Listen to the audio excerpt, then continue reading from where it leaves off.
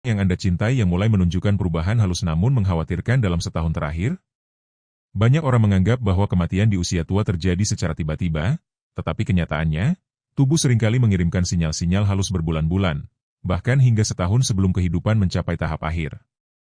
Masalahnya adalah kebanyakan orang mengabaikan sinyal-sinyal ini karena pada awalnya tampak tidak penting.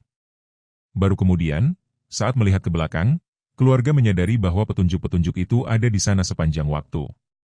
Namun, saat itu sudah terlambat untuk bersiap-siap, terlambat untuk menikmati momen-momen terakhir bersama. Dalam video ini, kita akan membahas 7 tanda kunci yang sering muncul setahun sebelum seorang lansia meninggal. Beberapa mungkin hal yang sudah Anda perhatikan, tetapi Anda menganggapnya sebagai bagian dari penuaan.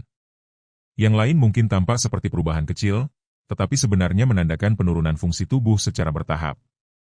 Mengenali tanda-tanda ini sejak dini memberi Anda kesempatan untuk memberikan perawatan yang lebih baik, menghargai momen-momen berarti, dan yang paling penting, memastikan bahwa tahap akhir kehidupan orang yang Anda cintai dipenuhi dengan kenyamanan, martabat, dan kedamaian. Tetaplah bersama kami hingga akhir, karena 7 tanda ini dapat membantu Anda mempersiapkan diri secara emosional dan praktis untuk apa yang akan datang. Ketika Anda memahami apa yang sedang terjadi, Anda tidak akan terkejut. Anda dapat memaksimalkan waktu yang tersisa bersama orang-orang yang Anda cintai. Sekarang, mari kita mulai. Nomor 1. Penurunan berat badan yang signifikan.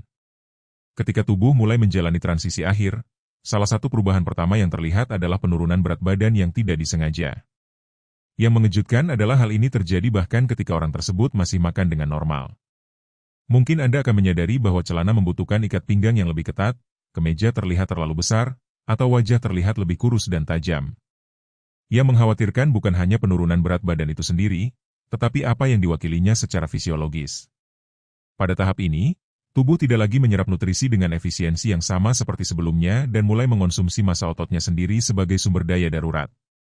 Lengan dan kaki menjadi lebih kurus, dan area yang sebelumnya memiliki kekencangan kini terlihat cekung atau kendur. Proses ini tidak boleh disamakan dengan penuaan normal.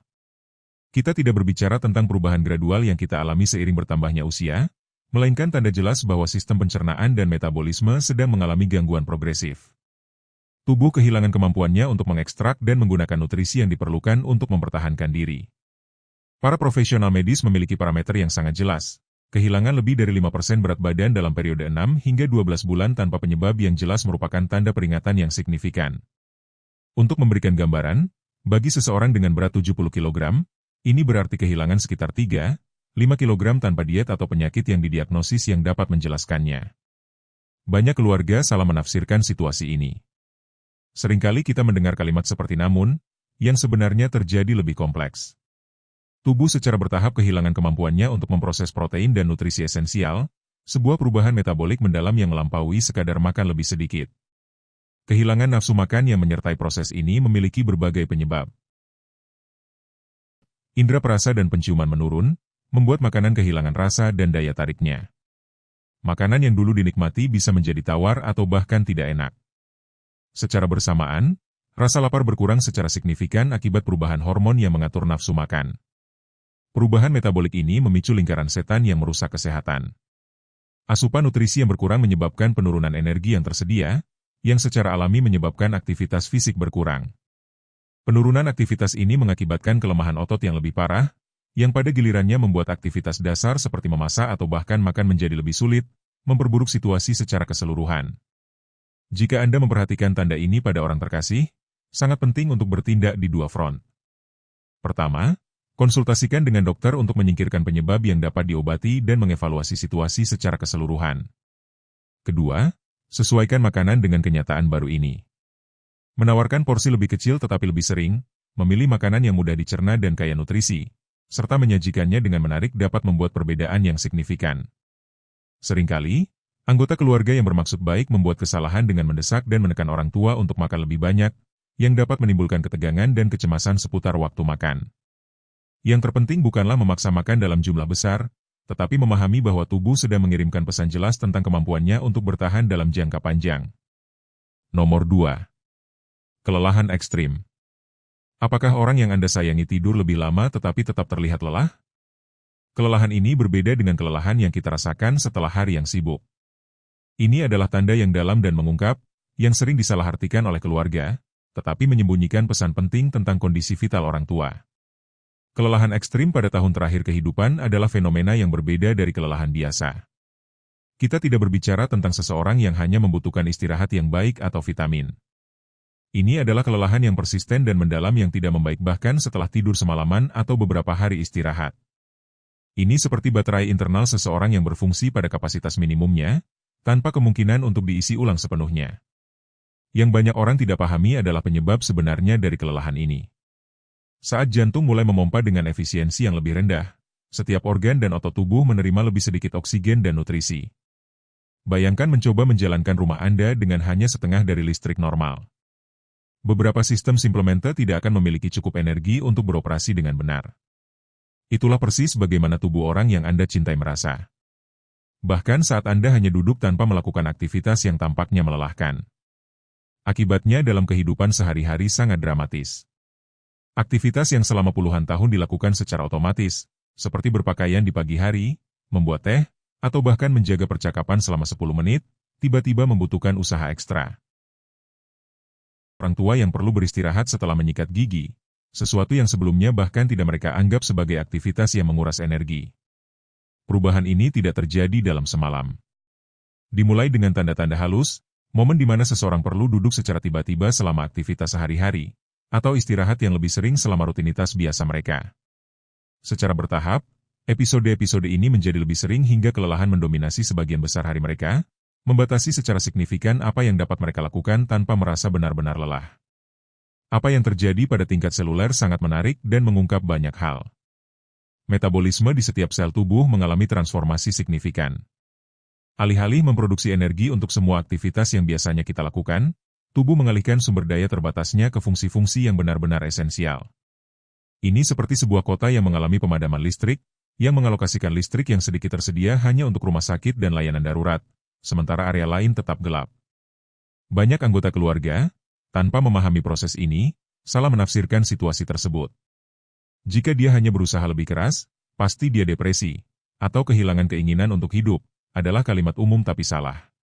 Kenyataannya, ini bukan soal kemauan atau kondisi mental, melainkan proses fisik yang tak terhindarkan terkait penurunan fungsi organ dasar. Pola tidur juga berubah drastis, menciptakan paradoks yang membingungkan. Orang tua mungkin tidur lebih lama secara total, tetapi istirahatnya terfragmentasi. Anda akan melihat lebih banyak tidur siang, kesulitan untuk tetap waspada selama aktivitas sosial, dan tidur malam yang tidak lagi dalam atau menyegarkan. Siklus tidur yang terganggu ini semakin memperburuk perasaan kelelahan yang konstan. Ketika Anda mengenali kelelahan yang persisten pada orang yang Anda cintai, sangat penting untuk menyesuaikan ekspektasi dan pendekatan Anda.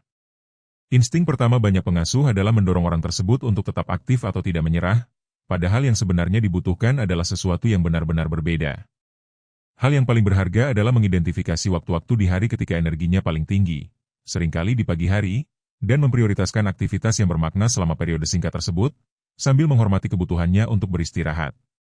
Jika Anda masih menonton video ini dan menemukan tips ini bermanfaat, silakan komentar nomor 1 di bawah untuk memberitahu saya bahwa Anda di sini. Dan jika Anda belum melakukannya, pastikan untuk menyukai video ini, berlangganan, dan aktifkan notifikasi agar tidak ketinggalan video-video kami di masa depan. Nomor 3. Perubahan kognitif dan penarikan diri. Ketika pikiran mulai terputus, melampaui kelelahan fisik, ada tanda yang lebih jelas yang seringkali disalahartikan oleh banyak keluarga. Orang yang Anda cintai mungkin secara fisik berada di ruangan, tetapi secara mental telah mulai berada di ruang antara dua dunia.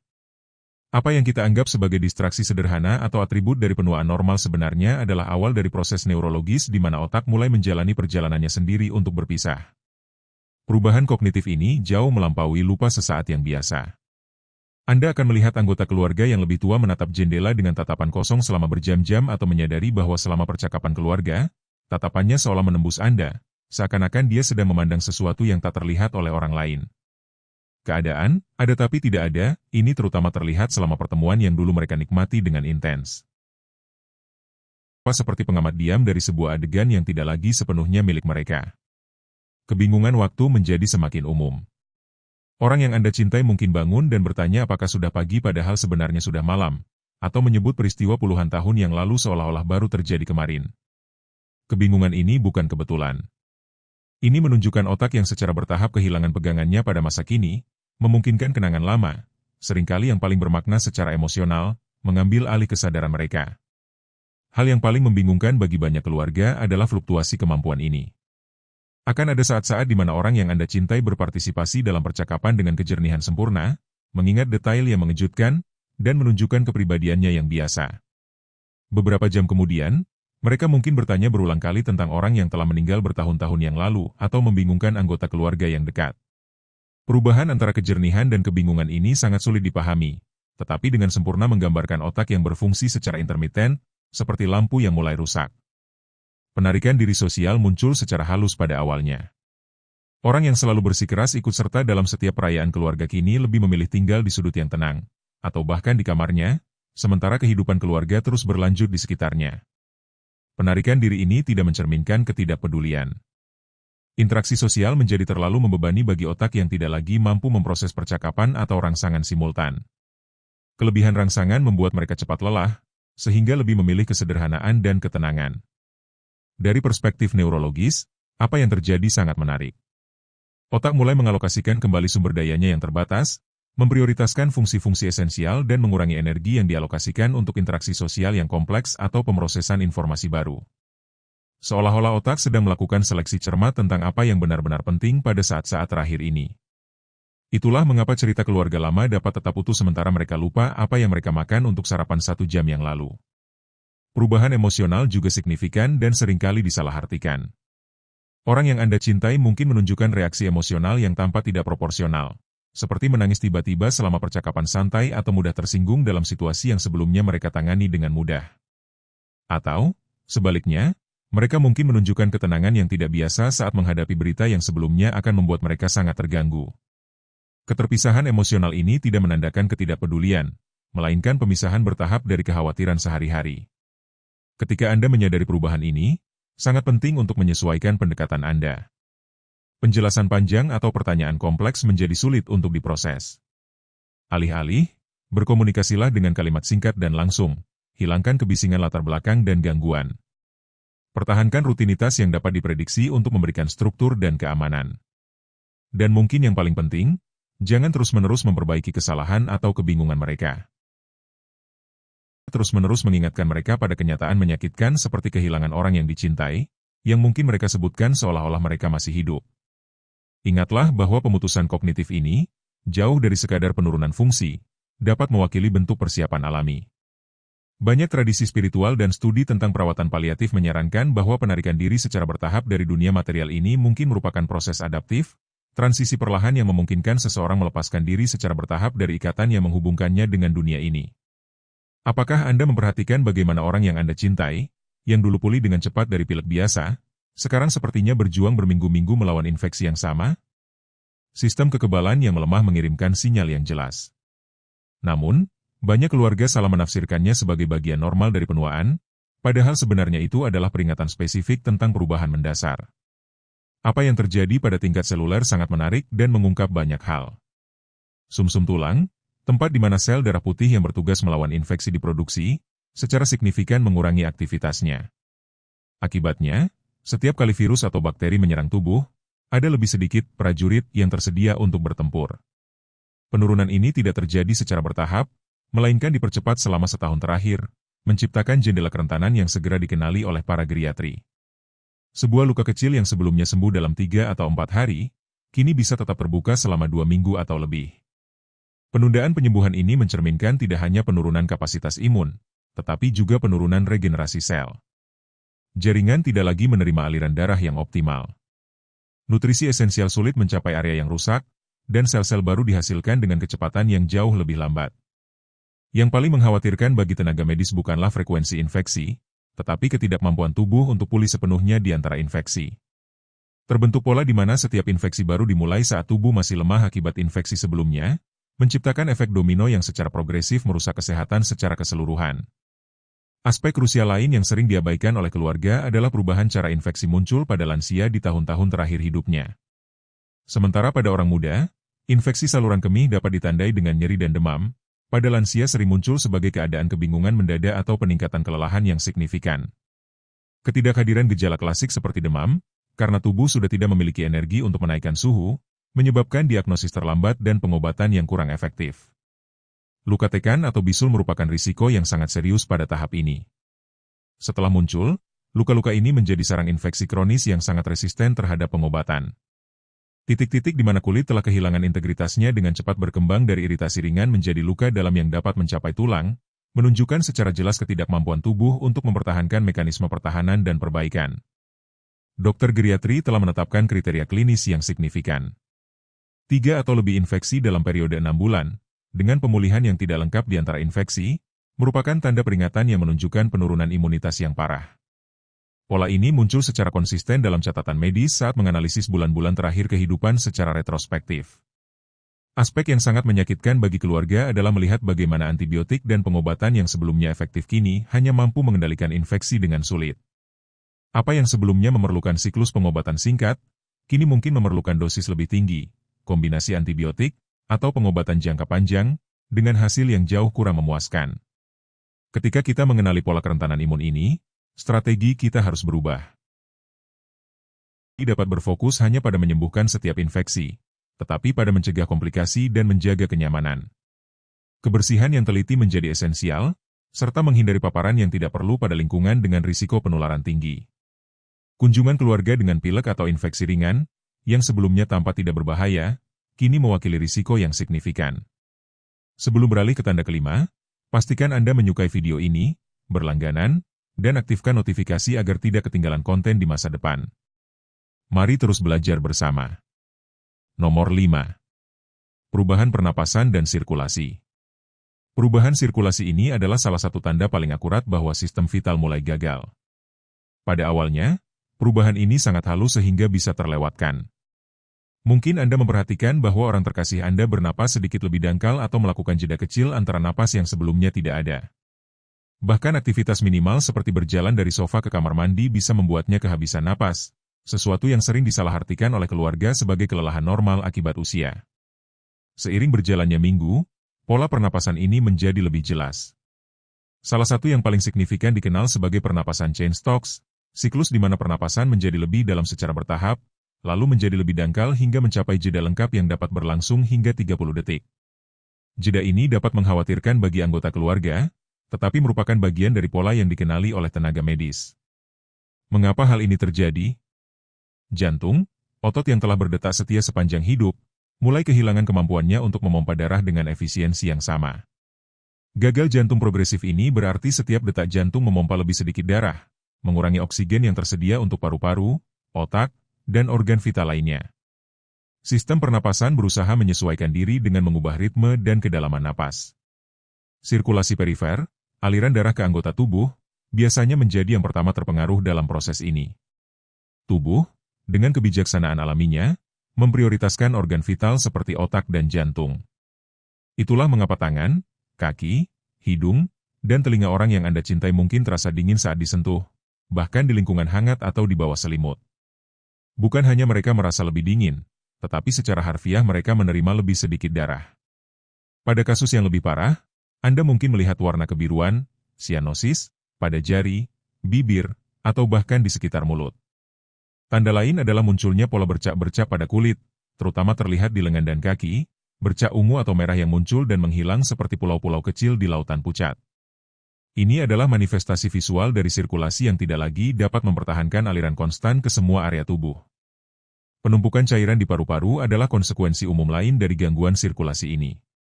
Ketika jantung tidak memompa dengan efisien, cairan dapat menumpuk di jaringan paru-paru, menyebabkan gejala seperti batuk persisten tanpa penyebab yang jelas, suara mendengkur saat bernapas, yang disebut stertor oleh dokter, atau kebutuhan untuk tidur dengan kepala ditinggikan untuk memudahkan pernapasan. Usia pada tahap ini tidak dapat berbaring sepenuhnya tanpa merasa sesak napas. Perubahan ini sangat memengaruhi kehidupan sehari-hari. Orang yang Anda sayangi mungkin perlu beristirahat sering saat berbicara, seolah-olah kata-kata menghabiskan terlalu banyak oksigen. Anda mungkin memperhatikan bahwa mereka kehabisan napas bahkan saat melakukan aktivitas yang tidak memerlukan banyak gerakan, seperti menonton televisi atau membaca. Tubuh mereka secara harfiah berjuang untuk setiap molekul oksigen yang bisa mereka dapatkan. Jika Anda memperhatikan perubahan ini, Anda dapat menciptakan lingkungan yang memudahkan pernapasan, menjaga ruangan tetap sejuk tetapi tidak dingin, menggunakan humidifier jika udara kering, dan memastikan mereka dapat beristirahat dengan kepala dan dada terangkat. Penyesuaian sederhana ini dapat membuat perbedaan besar dalam kenyamanan sehari-hari mereka. Penting untuk memahami bahwa tanda-tanda ini bukan darurat medis yang harus diatasi dengan intervensi agresif, melainkan indikator proses penuaan alami yang bertahap. Sistem kardiovaskular dan pernapasan sedang mengirimkan pesan jelas tentang batasan yang semakin meningkat, dan respons paling penuh kasih sayang bukanlah melawan proses ini, melainkan beradaptasi dengannya dengan martabat dan rasa hormat. Beradaptasi dengan martabat juga berarti mengakui ketika ritme dasar kehidupan mulai berubah. Sementara jantung dan paru-paru menunjukkan tanda-tanda perubahan yang terlihat, ada perubahan yang lebih halus namun sama pentingnya terjadi pada kebutuhan dasar. Anggota keluarga yang selalu menikmati makanan favoritnya, tetapi sekarang hampir tidak menyentuh makanan, sedang mengalami reorganisasi mendalam pada sistem internalnya. Pada bulan-bulan terakhir kehidupan, jam biologis internal mengalami perubahan signifikan.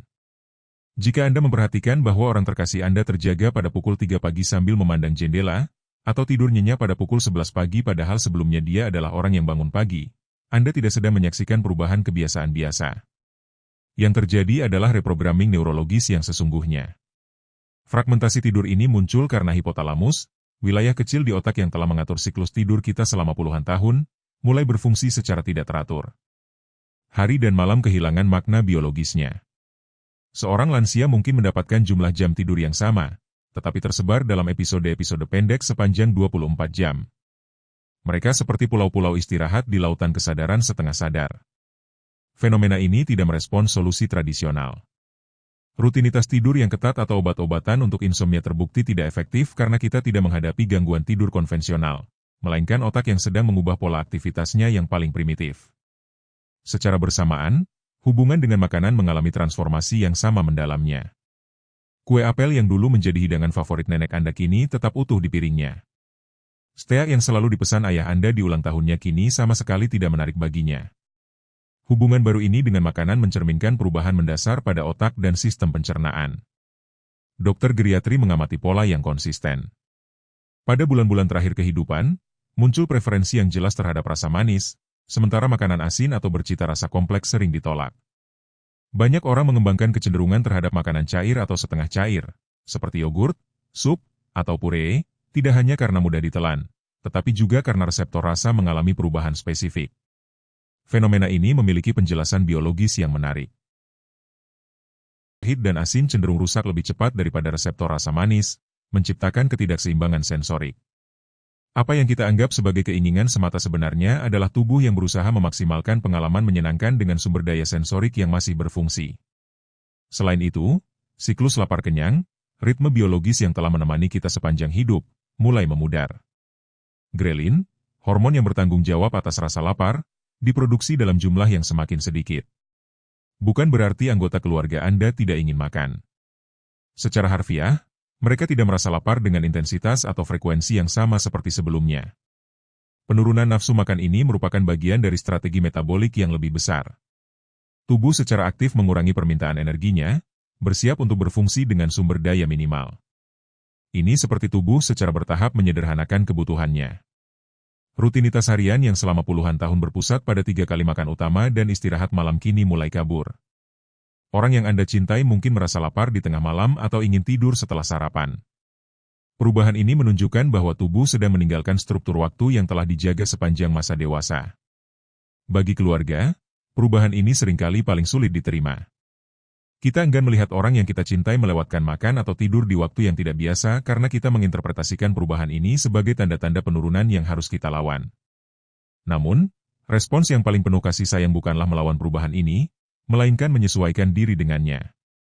Berikan porsi kecil makanan yang masih disukainya, tanpa memaksa untuk menghabiskan piring. Pastikan selalu ada pilihan makanan yang mudah dikonsumsi tersedia, terutama yang disukainya. Hormati siklus tidur barunya, biarkan istirahat saat dibutuhkan, meskipun pada jam-jam yang tampaknya tidak tepat. Pada bulan-bulan terakhir kehidupan, muncul bahasa khusus yang sedikit orang dapat mengartikan dengan benar. Ketika seorang kerabat tua mulai berbicara tentang menyiapkan koper atau memulai perjalanan panjang, banyak dari kita menganggapnya sebagai kebingungan. Namun, metafora perjalanan ini muncul dengan frekuensi yang mengejutkan di berbagai budaya dan konteks sebagai ekspresi prakematian. Yang menarik adalah bahwa komentar-komentar ini bukan halusinasi atau delusi. Sebuah studi yang dilakukan oleh Dr. Martha Twadley, seorang spesialis perawatan paliatif, mendokumentasikan bahwa sekitar 6 dari 10 orang dalam fase terminal menunjukkan bentuk pengetahuan sebelumnya tentang kematian yang akan datang. Seringkali diungkapkan melalui bahasa simbolis ini. Pesan-pesan ini biasanya semakin intensif dalam beberapa minggu atau hari terakhir. Ibuku mulai berbicara dengan saudarinya yang telah meninggal seolah-olah dia duduk di sampingnya, kata Elena, seorang pasien yang pengalamannya mencerminkan fenomena umum. Awalnya aku berpikir dia bingung, tetapi kejelasannya dalam menggambarkan percakapan itu membuatku ragu. Mereka berbicara tentang bertemu segera dengan sangat alami. Fenomena lain yang mencolok adalah perubahan mendadak dalam prioritas emosional. Orang-orang yang telah berkonflik selama puluhan tahun tiba-tiba mencari rekonsiliasi. Mungkin bersikeras memberikan cincin kawinnya kepada cucu perempuannya yang spesifik, atau seorang pria mungkin tiba-tiba mengungkapkan keinginan mendesak untuk berbicara dengan saudara laki-lakinya yang belum diajak bicara selama bertahun-tahun. Dorongan-dorongan ini bukan kebetulan. Mereka adalah manifestasi dari pikiran yang secara intuitif mulai menutup siklus. Seolah-olah jiwa tahu bahwa transisi penting sedang mendekat dan secara perlahan-lahan berfokus pada hal-hal esensial, ikatan, kenangan, kata-kata yang tak terucap. Menerima hal ini, bagi kita yang mendampingi, bisa membingungkan, bahkan menyakitkan. Namun, ini juga merupakan kesempatan unik. Sebuah privilese. Karena hadir di tahap akhir ini bukan sekadar menghadiri perpisahan. Ini adalah menyaksikan bagaimana kehidupan menyesuaikan diri untuk memberi ruang bagi sesuatu yang lebih besar, lebih dalam. Ketika kita memahami bahwa hilangnya nafsu makan bukanlah penolakan, melainkan kebijaksanaan biologis, ketika kita melihat bahwa insomnia bukanlah penyakit, melainkan cara berbeda untuk menghuni waktu. Ketika kita mendengarkan simbol-simbol perjalanan bukan sebagai kegilaan, melainkan sebagai puisi jiwa, sesuatu di dalam diri kita juga berubah. Kita menjadi lebih sabar, lebih hadir, lebih manusiawi. Merawat di tahap ini lebih sedikit tentang tugas medis dan lebih banyak tentang tindakan cinta yang diam-diam. Terkadang tidak perlu melakukan apa-apa, hanya ada di sana. Memegang tangan, menyesuaikan bantal, mematikan lampu. Menyiapkan minuman hangat yang disukainya, meskipun hanya minum sedikit. Mendengarkan. Memandang dengan lembut. Mengakui bahasa baru itu tanpa memperbaikinya. Dan mungkin, ketika orang yang kita cintai berkata, sudah hampir waktunya untuk pergi, kita bisa, setidaknya untuk sesaat, menjawab tanpa rasa takut. Mengatakan, aku di sini bersamamu. Karena pada saat itu, yang dibutuhkan bukanlah obat, melainkan kehadiran. Bukan efisiensi, melainkan kehadiran. Akhir kehidupan bukanlah kegagalan tubuh. Itu adalah transformasi. Dan ketika kita memahaminya demikian, kita berhenti menolaknya dan mulai menghormatinya. Mungkin kita tidak bisa mencegah orang-orang yang kita cintai pergi. Tapi kita bisa memastikan bahwa perjalanan mereka dimulai dengan tenang, dikelilingi oleh pemahaman, rasa hormat, dan cinta. Itulah, pada akhirnya, yang paling penting. Bahwa beberapa hal yang Anda lakukan setiap hari mungkin sedang mencuri tahun-tahun dari hidup Anda? Dalam video khusus ini, Anda akan menemukan 13 kebiasaan buruk yang membuat Anda menua lebih cepat dari yang Anda kira. Yang terakhir akan mengejutkan Anda. Tetapi sebelum kita mulai, saya ingin Anda memperhatikan cerita ini dengan seksama, karena hal ini sangat penting untuk memahami pelajaran besar dalam video ini. Di sebuah desa terpencil di Jepang, yang terkenal dengan penduduknya yang berusia ratusan tahun, tinggal seorang pria tua bernama Takeshi. Pada usia 95 tahun, ia memiliki energi lebih dari banyak orang muda dan pikiran yang jernih seperti air mata. Parawan datang dari jauh untuk menanyakan rahasianya. Suatu hari, seorang pelancong penasaran bertanya, "Takeshi, bagaimana kamu bisa tetap muda dan penuh energi?" Takeshi menjawab dengan senyum, "Bukan soal rumus rumit atau rahasia magis. Kesehatanku berasal dari menghindari kebiasaan-kebiasaan kecil yang setiap hari merusak tubuh dan jiwa." Siang itu, si pelancong penasaran bertanya lagi, "Dan apa saja kebiasaan itu?"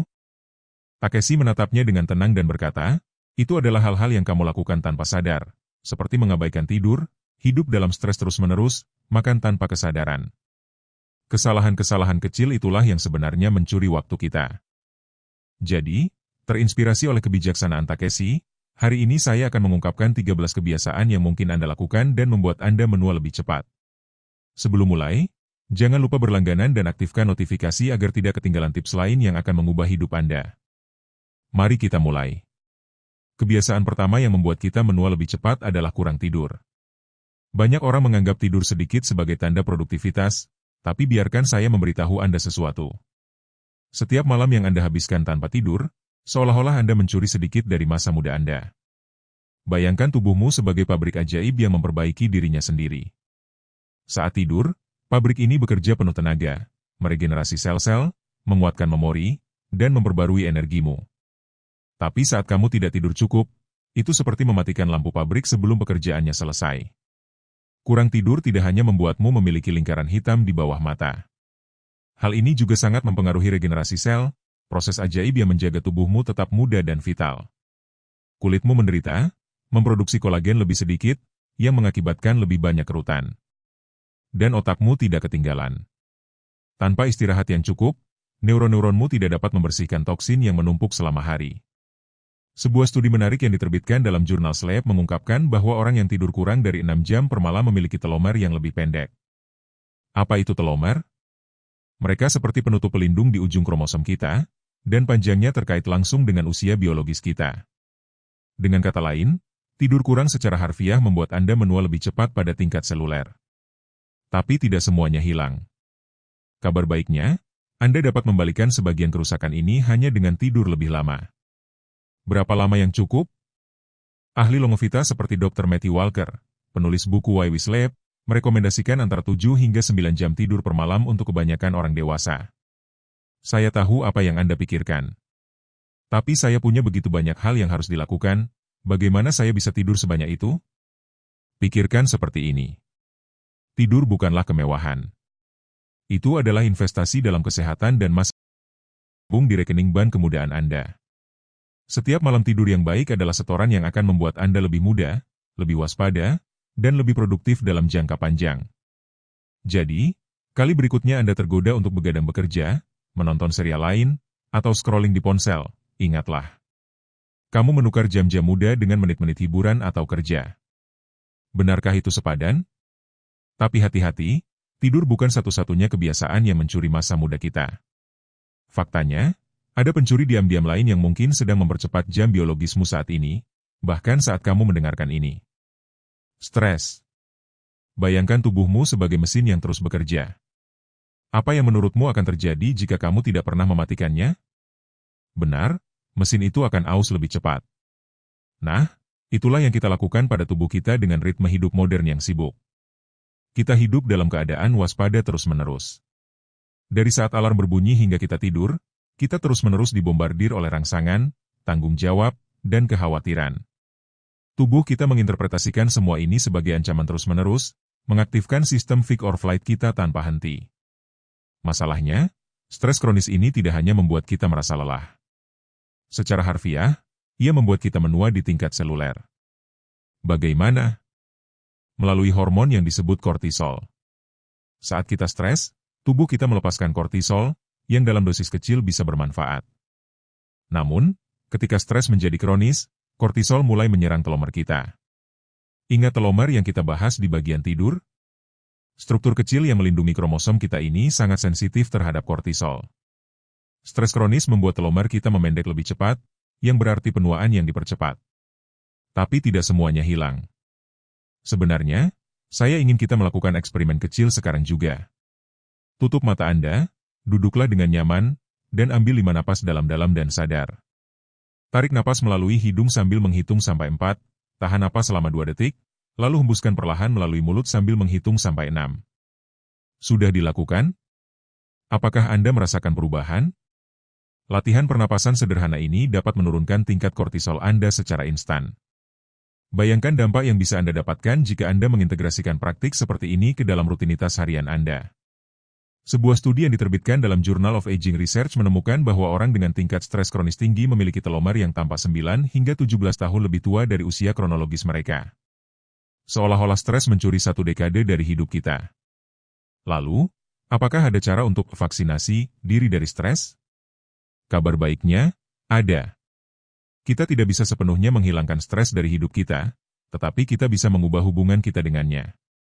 Teknik seperti meditasi, olahraga teratur, dan praktik rasa syukur telah terbukti menjadi sekutu yang ampuh dalam mengelola stres.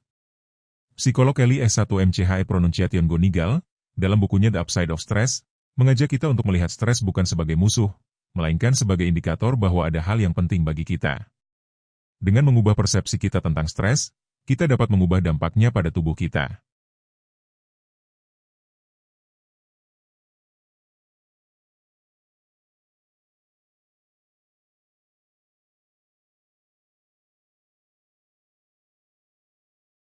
Kali berikutnya Anda merasa stres menguasai Anda, ingatlah, Anda memiliki kekuatan untuk mengubah pencuri usia ini menjadi sekutu Anda. Napas dalam, berjalan-jalan di luar ruangan, atau sekadar berhenti sejenak untuk menghargai hal-hal kecil, dapat menjadi senjata rahasia Anda dalam perjuangan melawan penuaan dini. Berbicara tentang perlindungan, kebiasaan berikutnya yang akan kita jelajahi adalah perisai alami melawan laju waktu. Siap untuk mengetahui bagaimana apa yang Anda makan bisa menjadi pertahanan terbaik Anda melawan penuaan? Kita adalah apa yang kita makan, kata pepatah, tapi bagaimana jika saya katakan bahwa kita juga menua seperti cara kita makan? Dalam kehidupan yang sibuk, makanan cepat saji dan olahan telah menjadi hal yang biasa. Itu mudah, cepat, dan ada di mana-mana. Tapi pernahkah Anda bertanya-tanya apa yang sebenarnya dilakukan oleh makanan tersebut pada tubuh Anda? Bayangkan sejenak bahwa tubuh Anda adalah mesin yang dirancang dengan sempurna. Setiap makanan yang Anda konsumsi adalah bahan bakar yang membuatnya berfungsi. Makanan olahan adalah seperti bahan bakar berkualitas rendah, yang meninggalkan residu dan merusak mesin. Mereka secara langsung mempengaruhi DNA dan sel-selmu, membuatmu menua lebih cepat dari yang seharusnya. Tapi jangan panik, ini bukan berarti kamu harus makan brokoli dan ayam setiap hari. Itu adalah mitos yang ingin aku bantah di sini dan sekarang. Diet sehat bisa lezat dan bervariasi. Saya sendiri menikmati diet seimbang yang mencakup karbohidrat seperti pasta dan nasi, protein dari daging merah, ikan, dan daging putih, serta lemak sehat seperti kacang-kacangan. Yang penting adalah memilih makanan alami dan tidak menghilangkan apapun. Sebuah studi yang diterbitkan dalam Journal of the American Heart Association mengungkapkan bahwa orang yang mengikuti diet Mediterania, yang kaya akan buah-buahan, sayuran, biji-bijian utuh, dan lemak sehat, memiliki telomer yang lebih panjang. Ingat telomer? Itu adalah indikator kemudaan sel yang kita bicarakan sebelumnya. Diet sehat secara harfiah membuat Anda tetap muda di tingkat sel. Saya akan berbagi cerita pribadi. 2 tahun lalu, hidup saya tidak teratur. Saya tidak tahu apa yang saya konsumsi. Tapi ketika saya mulai pergi ke gym, saya mulai makan lebih baik dan mengikuti diet seimbang. Dan tahukah Anda? Hidup saya berubah total. Saya menjadi lebih disiplin dalam segala hal. Saya menjadi lebih konsisten. Saya mulai melakukan hal-hal yang, meskipun tidak saya sukai saat itu, saya tahu akan baik untuk saya di kemudian hari. Saya belajar membuat keputusan yang, meskipun menantang, mendekatkan saya pada tujuan saya. Semua, mulai dari kesehatan hingga pola pikir saya, mulai membaik dengan cara yang tidak pernah saya bayangkan. Berikut tips praktisnya. Minggu memiliki 7 hari dan ada 3 makan utama. Tidak apa-apa jika satu makanan tidak sempurna. Ini tentang keseimbangan. Mulailah makan dengan baik dan Anda akan merasakan energi yang lebih dan merasa lebih ternutri. Diet yang membatasi, tetapi tentang membuat pilihan yang sadar. Setiap suapan penting. Setiap makanan adalah kesempatan untuk memberi nutrisi pada tubuh Anda dan menjaga agar tetap muda. Siap menggunakan garpu Anda sebagai alat permajaan? Namun, diet seimbang tidak berguna jika Anda tidak bergerak. Kebiasaan keempat yang merusak kesehatan Anda adalah gaya hidup sedentari. Bayangkan setiap jam yang Anda habiskan duduk sama seperti merokok sebatang rokok bagi tubuh Anda. Kedengarannya berlebihan, bukan? Ternyata, ilmu pengetahuan memiliki hal yang mengejutkan untuk dikatakan tentang hal ini. Kehidupan modern telah membuat kita menjadi makhluk yang kurang bergerak. Kita menghabiskan berjam-jam di depan layar, di mobil, atau hanya beristirahat di sofa. Namun, gaya hidup yang tampaknya nyaman ini memiliki biaya tersembunyi. Ia mempercepat penuaan kita. Pernahkah Anda memperhatikan bagaimana perasaan Anda setelah seharian duduk? Kekakuan otot, rasa lelah, sekarang kalikan itu dengan tahun-tahun. Bukan hanya tubuhmu yang menderita, pikiranmu juga membayar harganya. Kamu merasa tidak baik tentang dirimu sendiri, kecewa, dan hal itu mengikis kesejahteraan mentalmu. Kurangnya gerakan mempercepat penurunan otot dan kognitif. Ototmu melemah, metabolisme melambat, dan otakmu kehilangan kelincahan. seolah-olah tubuh Anda masuk ke mode hemat energi. Namun, dengan harga kesehatan dan kemudahan Anda, sebuah studi yang diterbitkan dalam British Journal of Sports Medicine mengungkapkan data yang mengkhawatirkan. Setiap jam yang Anda habiskan duduk, Anda mengurangi harapan hidup Anda sebesar 22 menit. Sadar? Waktu yang Anda kira Anda dapatkan dengan tidak bergerak, sebenarnya Anda hilangkan di akhir hidup Anda. Tapi tidak semuanya hilang. Pertanyaannya adalah, berapa banyak olahraga yang sebenarnya kita butuhkan untuk membalikan efek ini? Kabar baiknya, kamu tidak perlu menjadi atlet Olimpiade. Bahkan perubahan kecil pun bisa berdampak besar. Saya sarankan agar setiap hari kamu menghabiskan waktu di luar, minimal 1 jam. Saya tahu terkadang hal itu terasa mustahil. Saya sendiri mengalaminya. Saya begitu sibuk hingga meyakinkan diri sendiri bahwa tidak ada waktu untuk keluar rumah. Tapi biarkan saya katakan sesuatu. Sama seperti kita sebelumnya mengatakan bahwa 7-8 jam tidur adalah hal yang tidak bisa ditawar, ini juga sama. Lebih baik keluar selama 1 jam, karena Anda akan kembali dengan motivasi yang jauh lebih tinggi. Ini seperti saat Anda pergi ke gym dengan sedih dan kemudian pulang dengan bahagia. Itu sering terjadi pada saya. Itu adalah endorfin, hormon kebahagiaan, yang bekerja. Tergantung usiamu, mungkin kamu tidak bisa berolahraga sebanyak itu. Tidak masalah. Aku, misalnya, suka berlari. Aku mulai dengan 2 km dan sekarang aku berlari 15 km seminggu. Tujuan selanjutnya adalah 2 sama teman atau bahkan sendirian. Yang penting adalah bergerak, mengganti udara, memberi tubuh dan pikiranmu stimulus yang sangat dibutuhkan. Ingat, setiap langkah yang kamu ambil adalah langkah menuju hidup yang lebih panjang dan sehat. Jangan biarkan sofa menjadi musuh terburukmu. Bangun, bergerak, dan rasakan bagaimana tubuh dan pikiranmu berterima kasih padamu. Sebelum melanjutkan ke kebiasaan kelima yang membuatmu menua lebih cepat, jika kamu menyukai video ini, berikan like dan subscribe dengan mengaktifkan notifikasi agar tidak ketinggalan video-video mendatang. Komentar, saya suka video-video ini, jika Anda menikmati konten ini sebanyak saya. Dan beritahu saya apa yang ingin Anda lihat selanjutnya, saya membaca semua komentar Anda. Oh ya, Anda sudah bisa mengunduh e-book eksklusif saya dengan pelajaran terbaik dari kanal ini di tautan komentar yang diposting. Mari terus berkembang bersama. Kebiasaan kelima yang membuat kita menua adalah dehidrasi. Ya, Anda mendengarnya dengan benar. Gelas air yang kamu tunda-tunda itu bisa jadi kunci untuk tetap muda dan vital. Banyak dari kita meremehkan pentingnya minum air secara teratur, tapi percayalah, tubuhmu sedang berteriak meminta air. Bayangkan tubuhmu seperti tanaman. Ketika tidak disiram, daunnya layu dan kehilangan vitalitasnya. Hal yang sama terjadi pada tubuhmu. Dehidrasi kronis tidak hanya membuatmu merasa lelah dan mudah marah, tetapi secara harfiah membuat kulitmu menua dan mempengaruhi organ-organ vitalmu.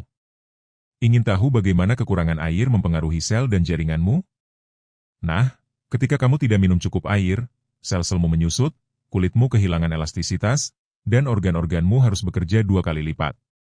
Ini seperti memeras spons kering. Sederhananya, itu tidak berfungsi dengan baik. Sebuah studi yang diterbitkan dalam jurnal Clinical, Cosmetic and Investigational Dermatology mengungkapkan bahwa hidrasi yang baik dapat secara signifikan mengurangi tanda-tanda penuaan pada kulit. Peserta yang meningkatkan konsumsi air mereka menunjukkan perbaikan yang signifikan dalam elastisitas dan hidrasi kulit mereka dalam 30 hari. Sekarang, saya tahu apa yang Anda pikirkan. Apakah ada jumlah air ajaib untuk menjaga kita tetap muda? Jawabannya ya dan tidak. Tidak ada rumus tunggal untuk semua orang, tetapi para ahli umumnya merekomendasikan minum antara 2 hingga 3 liter air per hari, tergantung pada berat badan, aktivitas fisik, dan iklim. Tapi jangan khawatir, Anda tidak perlu menjadi penghitung gelas air. Tubuh Anda memiliki cara sederhana untuk memberitahu Anda apakah Anda cukup terhidrasi, yaitu warna urin Anda. Jika jernih atau kuning pucat, selamat, Anda berada di jalur yang benar. Jika berwarna kuning gelap, saatnya untuk minum lebih banyak air. Ini trik yang saya gunakan. Setiap kali saya ke toilet, saya memanfaatkan kesempatan untuk minum segelas air. Ini adalah cara mudah untuk tetap terhidrasi tanpa harus memikirkannya terlalu banyak. Dan jika Anda tidak suka rasa air putih, coba tambahkan irisan lemon, mentimun, atau beberapa daun mint. Tidak hanya memberikan rasa, tetapi juga menambahkan sifat antioksidan. Ingat, tetap terhidrasi bukan hanya soal kecantikan, tetapi juga kesehatan yang sejati. Ginjal, jantung, dan otak Anda semua berfungsi lebih baik saat Anda terhidrasi dengan baik. Jadi, bahkan jika kamu terhidrasi dengan baik, ada kebiasaan yang bisa merusak semuanya. Paparan sinar matahari berlebihan. Kita hidup dalam budaya yang mengagungkan kulit kecoklatan. Kita menghabiskan berjam-jam di bawah sinar matahari mencari warna kecoklatan yang kita kaitkan dengan kesehatan dan kecantikan. Tapi, apa yang akan terjadi jika aku memberitahumu bahwa kesehatan itu hanyalah ilusi?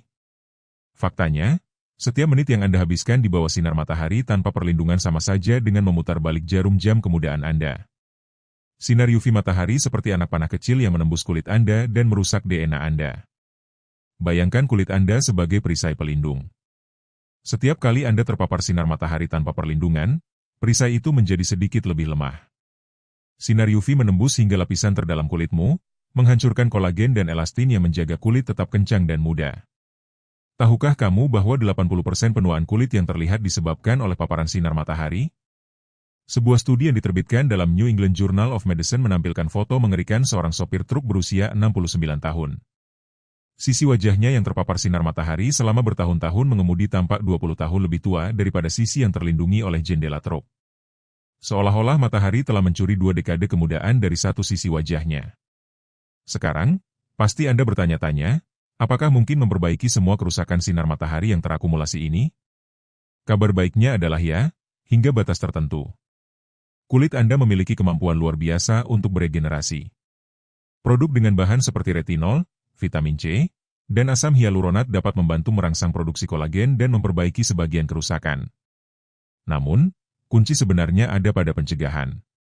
Menggunakan tabir surya setiap hari, bahkan di hari berawan, seperti memiliki perisai tak terlihat melawan penuaan. Dan tidak, kamu tidak perlu mengorbankan hari-hari di pantai. Pastikan saja menggunakan tabir surya yang baik, cari naungan, dan batasi paparan sinar matahari pada jam-jam puncak. Ingat, kulit yang kecoklatan hanyalah respons putus asa kulit Anda terhadap kerusakan sinar matahari. Jadi, kali berikutnya Anda tergoda untuk berjemur, pikirkan diri Anda di masa depan. Apakah Anda lebih suka beberapa hari berkilau atau kulit yang cerah dan muda selama bertahun-tahun? Tapi hati-hati, matahari bukanlah satu-satunya faktor eksternal yang membuat kita menua.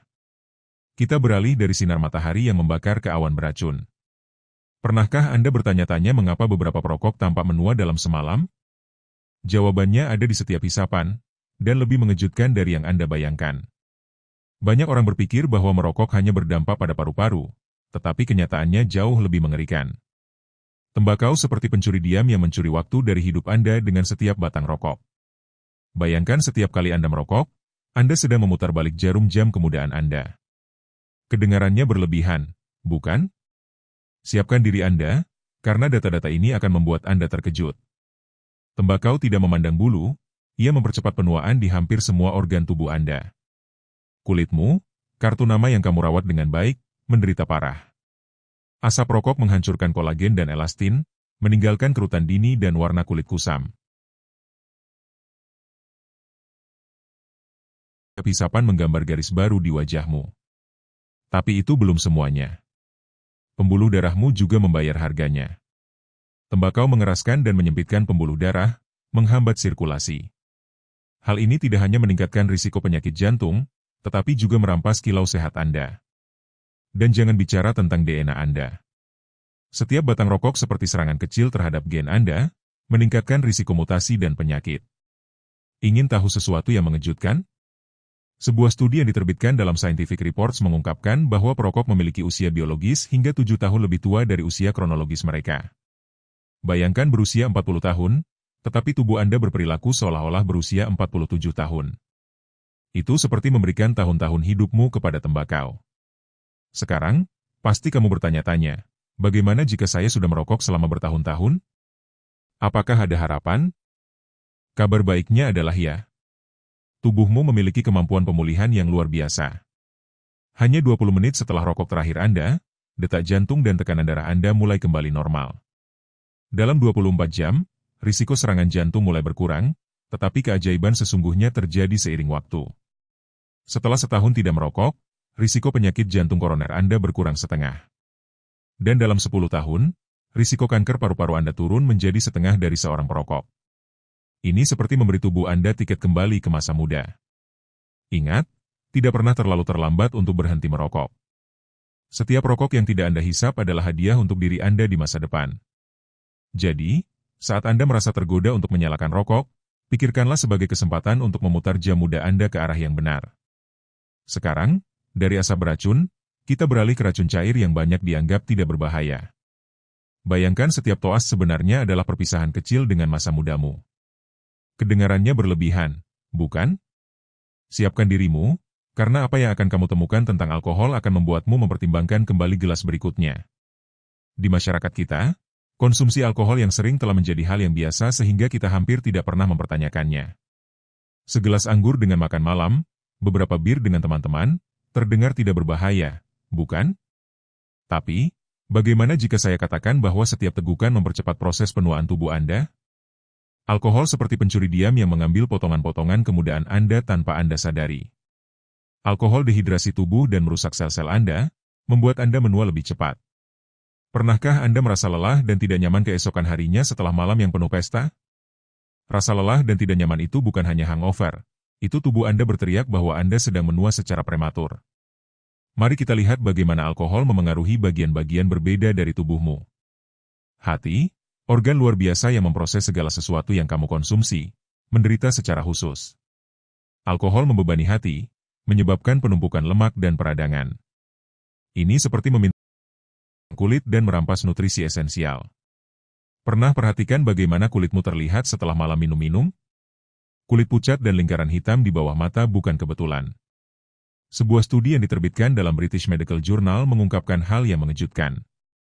Orang yang minum berlebihan bisa kehilangan hingga 28 tahun kehidupan sehat. Bayangkan, itu seperti memberikan hampir 3 dekade hidupmu pada alkohol. Sekarang aku tahu apa yang kamu pikirkan. Apakah ada batas aman konsumsi alkohol? Jawabannya tidak sesederhana itu. Meskipun beberapa studi menyarankan bahwa konsumsi sangat moderat mungkin memiliki beberapa manfaat, kenyataannya tidak ada batas konsumsi yang sepenuhnya aman. Rekomendasi saat ini menyarankan bahwa, jika Anda memutuskan untuk minum, lakukanlah dengan moderat. Ini berarti tidak lebih dari 1 minuman per hari untuk wanita dan hingga 2 untuk pria. Dan tidak, Anda tidak bisa menabung minuman Anda untuk akhir pekan. Ingat, setiap kali Anda mengangkat gelas, Anda sedang membuat pilihan. Apakah momen kenikmatan itu sepadan dengan kesehatan dan masa muda Anda dalam jangka panjang? Saat Anda akan mengangkat gelas, pikirkan apakah Anda benar-benar ingin mengangkatnya untuk masa muda yang hilang. Namun, hati-hati, bahkan jika Anda tidak menyentuh setetes alkohol pun, ada kebiasaan umum lain yang mungkin membuat Anda menua tanpa disadari, kurangnya interaksi sosial. Di era digital ini, di mana interaksi tatap muka semakin jarang, isolasi sosial telah menjadi epidemi yang diam-diam. Kita menghabiskan berjam-jam menggulir ponsel, merasa terhubung, tetapi kenyataannya kita belum pernah sebegitu sendirian. Dan isolasi ini memiliki harga. Ia mempercepat penuaan kita. Kesepian kronis tidak hanya membuatmu merasa sedih secara emosional, tetapi secara harfiah membuat otakmu menua dan melemahkan sistem kekebalan tubuhmu. Bayangkan otakmu sebagai otot, tanpa latihan interaksi sosial, ia mulai melemah. Koneksi saraf melemah dan kemampuan kognitifmu menurun. Ini seperti otak Anda berkarat karena kurang digunakan. Sebuah studi menarik yang diterbitkan dalam Journal of Health and Social Behavior mengungkapkan bahwa orang dengan hubungan sosial yang kuat hidup rata-rata 7-5 tahun lebih lama daripada mereka yang terisolasi. Anda menyadarinya. Teman-temanmu bisa jadi sumber awet mudamu. Sekarang pasti kamu bertanya-tanya, berapa banyak interaksi sosial yang aku butuhkan untuk tetap muda? Jawabannya bukan angka ajaib, tapi para ahli menyarankan bahwa memiliki setidaknya 3 interaksi sosial yang berarti setiap hari bisa melakukan keajaiban bagi kesehatan mental dan fisikmu. Saya akan berbagi cerita pribadi. Beberapa bulan lalu, saya memutuskan untuk menantang diri sendiri. Saya mulai berbicara setiap hari dengan beberapa orang asing. Ya, seperti yang kamu dengar. Awalnya terasa canggung. Saya secara alami introvert dan ide memulai percakapan dengan orang asing membuat saya gugup.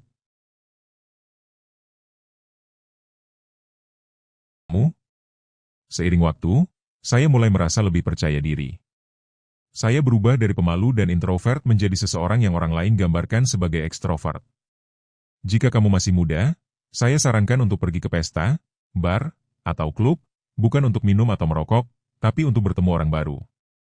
Jika kamu lebih tua, carilah aktivitas di komunitasmu. Bergabunglah dengan klub baca atau kelas tentang sesuatu yang selalu ingin kamu pelajari. Yang penting adalah memaksa dirimu untuk berinteraksi. Dan ini tips yang mengubah hidupku. Mulailah memberikan pujian tulus kepada orang lain, bahkan kepada orang asing. Beberapa hari yang lalu, aku melihat seseorang mengendarai motor yang sangat keren. Saya mendekat dan berkata, "Motor yang bagus sekali. Model apa itu?" Pertanyaan sederhana itu berubah menjadi percakapan 5 menit. Saya telah bertemu orang-orang luar biasa dengan cara ini, dan beberapa di antaranya menjadi teman baik. Ingat, setiap interaksi adalah kesempatan untuk melatih otak Anda, memperkuat sistem kekebalan tubuh, dan ya, tetap muda. Jadi, lain kali kamu merasa tergoda untuk tinggal di rumah dan scrolling di ponselmu, pikirkan 2 kali. Sumber awet mudamu mungkin sedang menunggumu dalam sebuah percakapan. Tapi hati-hati, bahkan saat dikelilingi orang, ada kebiasaan diam-diam lain yang bisa membuat kita menua lebih cepat dari yang kita kira. Hidup tanpa tujuan. Bayangkan sejenak bahwa hidupmu adalah sebuah perjalanan besar. Sekarang tanyakan pada diri sendiri, apakah kamu benar-benar tahu kemana kamu pergi atau hanya membiarkan arus membawa kamu? Hidup tanpa tujuan seperti berlayar tanpa arah di lautan tak berujung. Mungkin terasa menarik di awal, tapi seiring waktu, hal itu akan mengikis kamu lebih cepat dari yang kamu kira. Seperti setiap hari adalah pertempuran kecil melawan diri sendiri, tanpa tahu mengapa atau untuk apa kamu berjuang. Filsuf Friedrich Nietzsche pernah berkata, siapa yang memiliki alasan untuk hidup dapat menahan hampir segala cara, dan dia benar. Ketika kamu memiliki tujuan yang jelas, setiap rintangan menjadi tantangan yang menarik, setiap kegagalan menjadi pelajaran berharga. Tapi tanpa alasan itu, bahkan hambatan terkecil pun bisa terasa seperti gunung yang tak bisa didaki. Pernahkah kamu bertanya-tanya mengapa beberapa orang tampak menua lebih lambat? Itu bukan sihir atau genetika, melainkan tujuan. Sebuah studi yang dilakukan oleh peneliti dari Universitas Rush di Chicago menemukan bahwa orang-orang dengan bahwa beberapa hal yang Anda lakukan setiap hari mungkin sedang mencuri tahun-tahun dari hidup Anda. Dalam video khusus ini, Anda akan menemukan 13 kebiasaan buruk yang membuat Anda menua lebih cepat dari yang Anda kira. Yang terakhir akan mengejutkan Anda. Tetapi sebelum kita mulai, saya ingin Anda memperhatikan cerita ini dengan seksama, karena hal ini sangat penting untuk memahami pelajaran besar dalam video ini. Di sebuah desa terpencil di Jepang, yang terkenal dengan penduduknya yang berusia ratusan tahun, tinggal seorang pria tua bernama Takeshi. Pada usia 95 tahun, ia memiliki energi lebih dari banyak orang muda dan pikiran yang jernih seperti air mata. Parawan datang dari jauh untuk menanyakan rahasianya.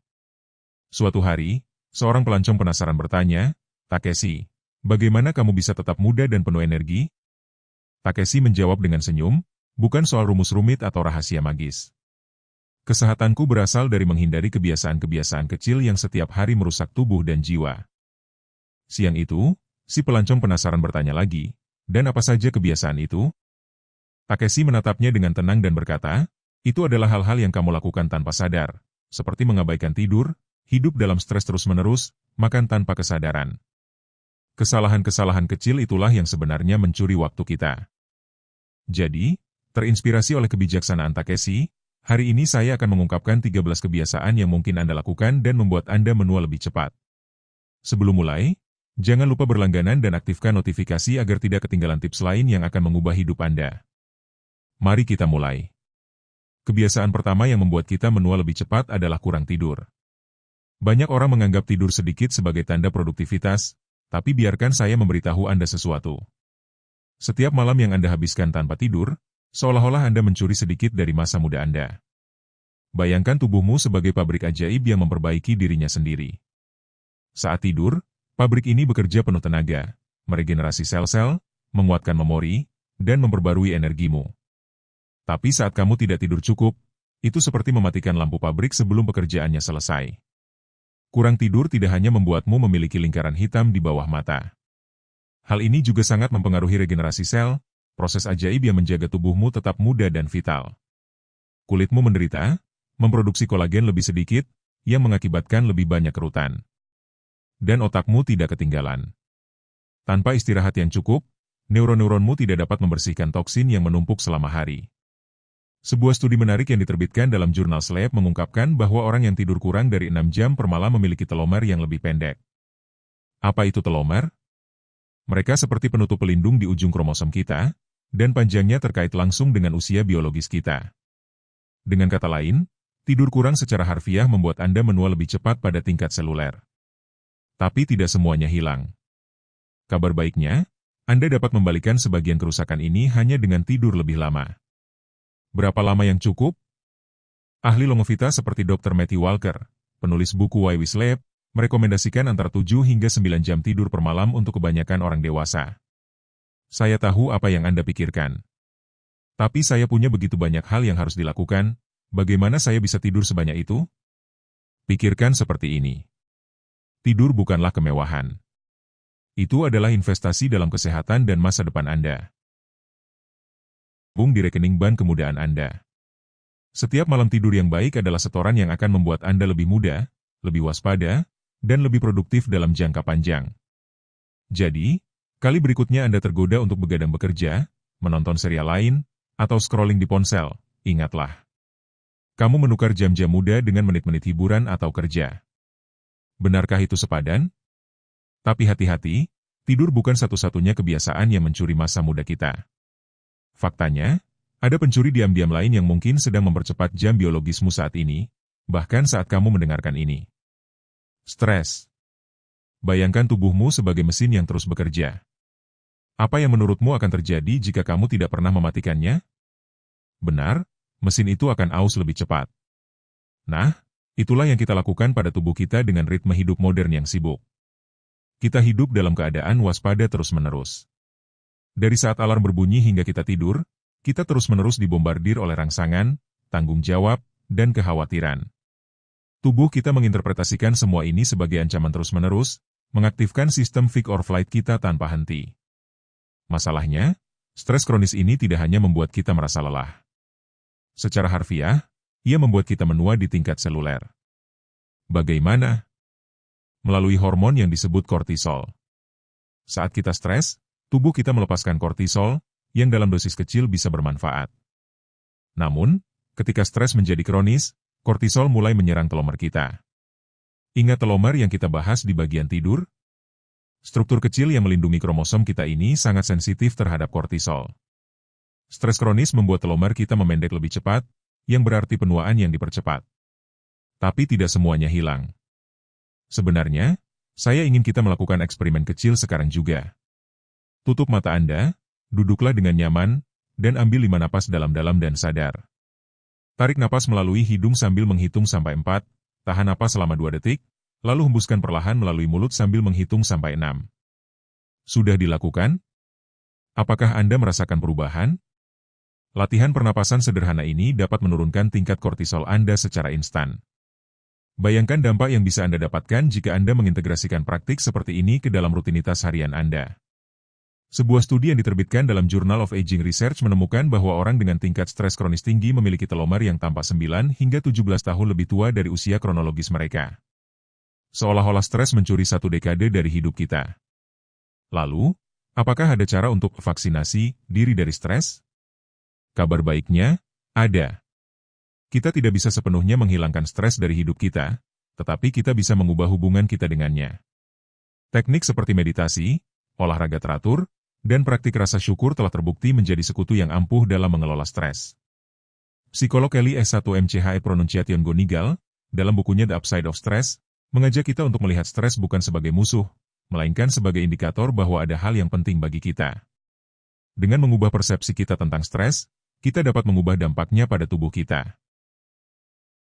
Kali berikutnya Anda merasa stres menguasai Anda, ingatlah, Anda memiliki kekuatan untuk mengubah pencuri usia ini menjadi sekutu Anda. Napas dalam, berjalan-jalan di luar ruangan, atau sekadar berhenti sejenak untuk menghargai hal-hal kecil, dapat menjadi senjata rahasia Anda dalam perjuangan melawan penuaan dini. Berbicara tentang perlindungan, kebiasaan berikutnya yang akan kita jelajahi adalah perisai alami melawan laju waktu. Siap untuk mengetahui bagaimana apa yang Anda makan bisa menjadi pertahanan terbaik Anda melawan penuaan? Kita adalah apa yang kita makan, kata pepatah, tapi bagaimana jika saya katakan bahwa kita juga menua seperti cara kita makan? Dalam kehidupan yang sibuk, makanan cepat saji dan olahan telah menjadi hal yang biasa. Itu mudah, cepat, dan ada di mana-mana. Tapi pernahkah Anda bertanya-tanya apa yang sebenarnya dilakukan oleh makanan tersebut pada tubuh Anda? Bayangkan sejenak bahwa tubuh Anda adalah mesin yang dirancang dengan sempurna. Setiap makanan yang Anda konsumsi adalah bahan bakar yang membuatnya berfungsi. Makanan olahan adalah seperti bahan bakar berkualitas rendah, yang meninggalkan residu dan merusak mesin. Mereka secara langsung mempengaruhi DNA dan sel-selmu, membuatmu menua lebih cepat dari yang seharusnya. Tapi jangan panik, ini bukan berarti kamu harus makan brokoli dan ayam setiap hari. Itu adalah mitos yang ingin aku bantah di sini dan sekarang. Diet sehat bisa lezat dan bervariasi. Saya sendiri menikmati diet seimbang yang mencakup karbohidrat seperti pasta dan nasi, protein dari daging merah, ikan, dan daging putih, serta lemak sehat seperti kacang-kacangan. Yang penting adalah memilih makanan alami dan tidak menghilangkan apapun. Sebuah studi yang diterbitkan dalam Journal of the American Heart Association mengungkapkan bahwa orang yang mengikuti diet Mediterania, yang kaya akan buah-buahan, sayuran, biji-bijian utuh, dan lemak sehat, memiliki telomer yang lebih panjang. Ingat telomer? Itu adalah indikator kemudaan sel yang kita bicarakan sebelumnya. Diet sehat secara harfiah membuat Anda tetap muda di tingkat sel. Saya akan berbagi cerita pribadi.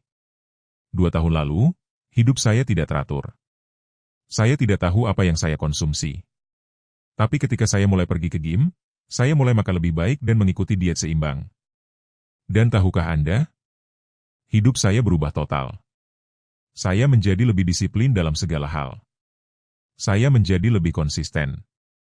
Saya mulai melakukan hal-hal yang, meskipun tidak saya sukai saat itu, saya tahu akan baik untuk saya di kemudian hari. Saya belajar membuat keputusan yang, meskipun menantang, mendekatkan saya pada tujuan saya. Semua, mulai dari kesehatan hingga pola pikir saya, mulai membaik dengan cara yang tidak pernah saya bayangkan. Berikut tips praktisnya. Minggu memiliki 7 hari dan ada 3 makan utama. Tidak apa-apa jika satu makanan tidak sempurna. Ini tentang keseimbangan. Mulailah makan dengan baik dan Anda akan merasakan energi yang lebih dan merasa lebih ternutrisi. Hal ini tercermin dalam semua aspek hidup Anda. Ada sebuah kalimat yang saya sukai dan mengubah perspektif saya. Seseorang yang tidak mampu mengontrol apa yang dimakannya, tidak mampu mengontrol hidupnya dalam segala hal. Pikirkan seseorang yang sukses yang Anda kagumi. Apakah dia bugar atau kelebihan berat badan? Sebagian besar waktu, orang sukses menjaga pola makan mereka karena mereka memahami pentingnya. Jadi, saya mengajak Anda untuk mulai hari ini juga. Diet yang membatasi, tetapi tentang membuat pilihan yang sadar. Setiap suapan penting. Setiap makanan adalah kesempatan untuk memberi nutrisi pada tubuh Anda dan menjaga agar tetap muda. Siap menggunakan garpu Anda sebagai alat permajaan? Namun, diet seimbang tidak berguna jika Anda tidak bergerak. Kebiasaan keempat yang merusak kesehatan Anda adalah gaya hidup sedentari. Bayangkan setiap jam yang Anda habiskan duduk sama seperti merokok sebatang rokok bagi tubuh Anda. Kedengarannya berlebihan, bukan? Ternyata, ilmu pengetahuan memiliki hal yang mengejutkan untuk dikatakan tentang hal ini. Kehidupan modern telah membuat kita menjadi makhluk yang kurang bergerak. Kita menghabiskan berjam-jam di depan layar, di mobil, atau hanya beristirahat di sofa. Namun, gaya hidup yang tampaknya nyaman ini memiliki biaya tersembunyi. Ia mempercepat penuaan kita. Pernahkah Anda memperhatikan bagaimana perasaan Anda setelah seharian duduk? Kekakuan otot, rasa lelah, sekarang kalikan itu dengan tahun-tahun. Bukan hanya tubuhmu yang menderita, pikiranmu juga membayar harganya. Kamu merasa tidak baik tentang dirimu sendiri, kecewa, dan hal itu mengikis kesejahteraan mentalmu. Kurangnya gerakan mempercepat penurunan otot dan kognitif. Ototmu melemah, metabolisme melambat, dan otakmu kehilangan kelincahan. Seolah-olah tubuh Anda masuk ke mode hemat energi. Namun, dengan harga kesehatan dan kemudaan Anda, sebuah studi yang diterbitkan dalam British Journal of Sports Medicine mengungkapkan data yang mengkhawatirkan. Setiap jam yang Anda habiskan duduk, Anda mengurangi harapan hidup Anda sebesar 22 menit. Sadar? Waktu yang Anda kira Anda dapatkan dengan tidak bergerak, sebenarnya Anda hilangkan di akhir hidup Anda. Tapi tidak semuanya hilang. Pertanyaannya adalah, berapa banyak olahraga yang sebenarnya kita butuhkan untuk membalikan efek ini? Kabar baiknya, kamu tidak perlu menjadi atlet olimpiade. Bahkan perubahan kecil pun bisa berdampak besar. Saya sarankan agar setiap hari kamu menghabiskan waktu di luar, minimal 1 jam. Saya tahu terkadang hal itu terasa mustahil. Saya sendiri mengalaminya. Saya begitu sibuk hingga meyakinkan diri sendiri bahwa tidak ada waktu untuk keluar rumah. Tapi biarkan saya katakan sesuatu. Sama seperti kita sebelumnya mengatakan bahwa 7-8 jam tidur adalah hal yang tidak bisa ditawar, ini juga sama. Lebih baik keluar selama 1 jam, karena Anda akan kembali dengan motivasi yang jauh lebih tinggi. Ini seperti saat Anda pergi ke gym dengan sedih dan kemudian pulang dengan bahagia. Itu sering terjadi pada saya. Itu adalah endorfin, hormon kebahagiaan, yang bekerja. Tergantung usiamu, mungkin kamu tidak bisa berolahraga sebanyak itu. Tidak masalah. Aku, misalnya, suka berlari. Aku mulai dengan 2 km dan sekarang aku berlari 15 km seminggu. Tujuan selanjutnya adalah 20 km. Tapi tentu saja aku tidak menyuruhmu berlari atau hal semacam itu. Hanya berjalan-jalan saja bisa membuat keajaiban. Keluar rumah bersama teman, keluar dari zona nyamanmu. Saya sarankan untuk membuat rencana baru setiap minggu, sesuatu yang berbeda. Sama teman atau bahkan sendirian. Yang penting adalah bergerak, mengganti udara, memberi tubuh dan pikiranmu stimulus yang sangat dibutuhkan. Ingat, setiap langkah yang kamu ambil adalah langkah menuju hidup yang lebih panjang dan sehat. Jangan biarkan sofa menjadi musuh terburukmu. Bangun, bergerak, dan rasakan bagaimana tubuh dan pikiranmu berterima kasih padamu. Sebelum melanjutkan ke kebiasaan kelima yang membuatmu menua lebih cepat, jika kamu menyukai video ini, berikan like dan subscribe dengan mengaktifkan notifikasi agar tidak ketinggalan video-video mendatang. Komentar, saya suka video-video ini, jika Anda menikmati konten ini sebanyak saya. Dan beritahu saya apa yang ingin Anda lihat selanjutnya. Saya membaca semua komentar Anda. Oh ya, Anda sudah bisa mengunduh e-book eksklusif saya dengan pelajaran terbaik dari kanal ini di tautan komentar yang diposting. Mari terus berkembang bersama. Kebiasaan kelima yang membuat kita menua adalah dehidrasi. Ya, Anda mendengarnya dengan benar. Gelas air yang kamu tunda-tunda itu bisa jadi kunci untuk tetap muda dan vital. Banyak dari kita meremehkan pentingnya minum air secara teratur, tapi percayalah, tubuhmu sedang berteriak meminta air. Bayangkan tubuhmu seperti tanaman. Ketika tidak disiram, daunnya layu dan kehilangan vitalitasnya. Hal yang sama terjadi pada tubuhmu. Dehidrasi kronis tidak hanya membuatmu merasa lelah dan mudah marah, tetapi secara harfiah membuat kulitmu menua dan mempengaruhi organ-organ vitalmu. Ingin tahu bagaimana kekurangan air mempengaruhi sel dan jaringanmu?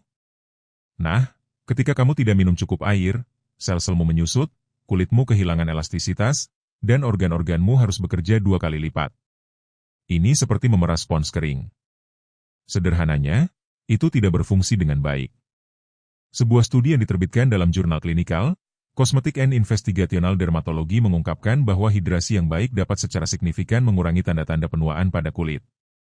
Peserta yang meningkatkan konsumsi air mereka menunjukkan perbaikan yang signifikan dalam elastisitas dan hidrasi kulit mereka dalam 30 hari. Sekarang, saya tahu apa yang Anda pikirkan. Apakah ada jumlah air ajaib untuk menjaga kita tetap muda? Jawabannya ya dan tidak. Tidak ada rumus tunggal untuk semua orang, tetapi para ahli umumnya merekomendasikan minum antara 2 hingga 3 liter air per hari, tergantung pada berat badan, aktivitas fisik, dan iklim. Tapi jangan khawatir, Anda tidak perlu menjadi penghitung gelas air. Tubuh Anda memiliki cara sederhana untuk memberitahu Anda apakah Anda cukup terhidrasi, yaitu warna urin Anda. Jika jernih atau kuning pucat, selamat, Anda berada di jalur yang benar. Jika berwarna kuning gelap, saatnya untuk minum lebih banyak air. Ini trik yang saya gunakan. Setiap kali saya ke toilet, saya memanfaatkan kesempatan untuk minum segelas air. Ini adalah cara mudah untuk tetap terhidrasi tanpa harus memikirkannya terlalu banyak. Dan jika Anda tidak suka rasa air putih, coba tambahkan irisan lemon, mentimun, atau beberapa daun mint. Tidak hanya memberikan rasa, tetapi juga menambahkan sifat antioksidan. Ingat, tetap terhidrasi bukan hanya soal kecantikan, tetapi juga kesehatan yang sejati. Ginjal, jantung, dan otak Anda semua berfungsi lebih baik saat Anda terhidrasi dengan baik. Jadi, merasa lelah atau sakit kepala, sebelum mencari obat, coba minum segelas air. Anda mungkin akan terkejut. Bahkan jika kamu terhidrasi dengan baik, ada kebiasaan yang bisa merusak semuanya. paparan sinar matahari berlebihan. Kita hidup dalam budaya yang mengagungkan kulit kecoklatan. Kita menghabiskan berjam-jam di bawah sinar matahari mencari warna kecoklatan yang kita kaitkan dengan kesehatan dan kecantikan. Tapi, apa yang akan terjadi jika aku memberitahumu bahwa kesehatan itu hanyalah ilusi? Faktanya, setiap menit yang Anda habiskan di bawah sinar matahari tanpa perlindungan sama saja dengan memutar balik jarum jam kemudaan Anda. Sinar UV matahari seperti anak panah kecil yang menembus kulit Anda dan merusak DNA Anda. Bayangkan kulit Anda sebagai perisai pelindung. Setiap kali Anda terpapar sinar matahari tanpa perlindungan, perisai itu menjadi sedikit lebih lemah. Sinar UV menembus hingga lapisan terdalam kulitmu, menghancurkan kolagen dan elastin yang menjaga kulit tetap kencang dan muda. Tahukah kamu bahwa 80% penuaan kulit yang terlihat disebabkan oleh paparan sinar matahari? Sebuah studi yang diterbitkan dalam New England Journal of Medicine menampilkan foto mengerikan seorang sopir truk berusia 69 tahun. Sisi wajahnya yang terpapar sinar matahari selama bertahun-tahun mengemudi tampak 20 tahun lebih tua daripada sisi yang terlindungi oleh jendela truk. Seolah-olah matahari telah mencuri 2 dekade kemudaan dari satu sisi wajahnya. Sekarang, pasti Anda bertanya-tanya, apakah mungkin memperbaiki semua kerusakan sinar matahari yang terakumulasi ini? Kabar baiknya adalah ya, hingga batas tertentu. Kulit Anda memiliki kemampuan luar biasa untuk beregenerasi. Produk dengan bahan seperti retinol, vitamin C, dan asam hyaluronat dapat membantu merangsang produksi kolagen dan memperbaiki sebagian kerusakan. Namun, kunci sebenarnya ada pada pencegahan. Menggunakan tabir surya setiap hari, bahkan di hari berawan, seperti memiliki perisai tak terlihat melawan penuaan. Dan tidak, kamu tidak perlu mengorbankan hari-hari di pantai. Pastikan saja menggunakan tabir surya yang baik, cari naungan, dan batasi paparan sinar matahari pada jam-jam puncak. Ingat, kulit yang kecoklatan hanyalah respons putus asa kulit Anda terhadap kerusakan sinar matahari. Jadi, kali berikutnya Anda tergoda untuk berjemur, pikirkan diri Anda di masa depan. Apakah Anda lebih suka beberapa hari berkilau atau kulit yang cerah dan muda selama bertahun-tahun? Tapi hati-hati, matahari bukanlah satu-satunya faktor eksternal yang membuat kita menua. Kita beralih dari sinar matahari yang membakar ke awan beracun. Pernahkah Anda bertanya-tanya mengapa beberapa perokok tampak menua dalam semalam? Jawabannya ada di setiap hisapan, dan lebih mengejutkan dari yang Anda bayangkan. Banyak orang berpikir bahwa merokok hanya berdampak pada paru-paru, tetapi kenyataannya jauh lebih mengerikan. Tembakau seperti pencuri diam yang mencuri waktu dari hidup Anda dengan setiap batang rokok. Bayangkan setiap kali Anda merokok, Anda sedang memutar balik jarum jam kemudaan Anda. Kedengarannya berlebihan, bukan? Siapkan diri Anda, karena data-data ini akan membuat Anda terkejut. Tembakau tidak memandang bulu, ia mempercepat penuaan di hampir semua organ tubuh Anda. Kulitmu, kartu nama yang kamu rawat dengan baik, menderita parah. Asap rokok menghancurkan kolagen dan elastin, meninggalkan kerutan dini dan warna kulit kusam. Hisapan menggambar garis baru di wajahmu. Tapi itu belum semuanya.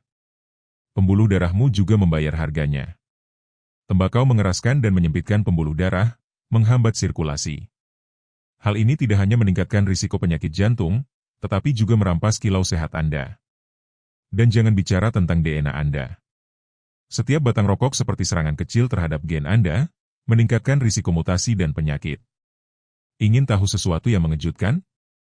Sebuah studi yang diterbitkan dalam Scientific Reports mengungkapkan bahwa perokok memiliki usia biologis hingga 7 tahun lebih tua dari usia kronologis mereka. Bayangkan berusia 40 tahun, tetapi tubuh Anda berperilaku seolah-olah berusia 47 tahun. Itu seperti memberikan tahun-tahun hidupmu kepada tembakau. Sekarang, pasti kamu bertanya-tanya, bagaimana jika saya sudah merokok selama bertahun-tahun? Apakah ada harapan? Kabar baiknya adalah ya. Tubuhmu memiliki kemampuan pemulihan yang luar biasa. Hanya 20 menit setelah rokok terakhir Anda, detak jantung dan tekanan darah Anda mulai kembali normal. Dalam 24 jam, risiko serangan jantung mulai berkurang, tetapi keajaiban sesungguhnya terjadi seiring waktu. Setelah setahun tidak merokok, risiko penyakit jantung koroner Anda berkurang setengah. Dan dalam 10 tahun, risiko kanker paru-paru Anda turun menjadi setengah dari seorang perokok. Ini seperti memberi tubuh Anda tiket kembali ke masa muda. Ingat, tidak pernah terlalu terlambat untuk berhenti merokok. Setiap rokok yang tidak Anda hisap adalah hadiah untuk diri Anda di masa depan. Jadi, saat Anda merasa tergoda untuk menyalakan rokok, pikirkanlah sebagai kesempatan untuk memutar jam muda Anda ke arah yang benar. Sekarang, dari asap beracun, kita beralih ke racun cair yang banyak dianggap tidak berbahaya. Bayangkan setiap toas sebenarnya adalah perpisahan kecil dengan masa mudamu. Kedengarannya berlebihan, bukan? Siapkan dirimu, karena apa yang akan kamu temukan tentang alkohol akan membuatmu mempertimbangkan kembali gelas berikutnya. Di masyarakat kita, konsumsi alkohol yang sering telah menjadi hal yang biasa sehingga kita hampir tidak pernah mempertanyakannya.